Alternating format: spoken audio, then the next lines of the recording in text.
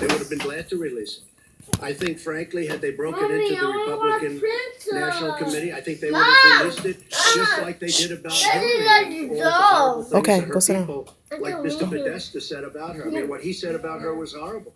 If somebody said about me what Podesta said about Hillary, I was the boss, I would have fired him immediately, or that person, because what he said about her was horrible. But remember this, we talk about the hacking, and hacking's bad, and it shouldn't be done. But look at the things that were hacked. Look at what was learned from that hacking. That Hillary Clinton got the questions to the debate and didn't report it? That's a horrible thing. That's a horrible thing. Can you imagine that if Donald Trump got the questions to the debate, it would have been the biggest story in the history of stories. And they would have said, immediately you have to get out of the race. Nobody even talked about it.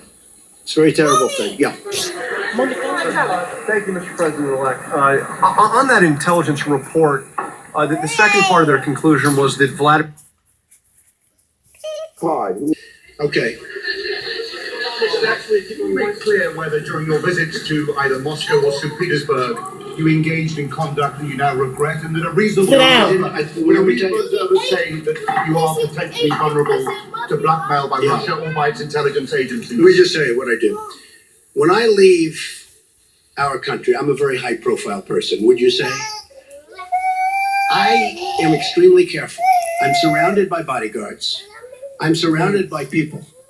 And I always tell them, anywhere, but I always tell them, if I'm leaving this country, be very careful. Because in your hotel rooms, and no matter where you go, you're going to probably have cameras. I'm not referring just to Russia, but I would certainly put them in that category. And number one, I hope you're going to be good anyway.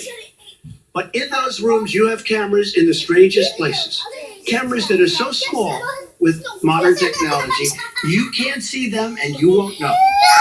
You better be careful, or you'll be watching yourself on nightly television.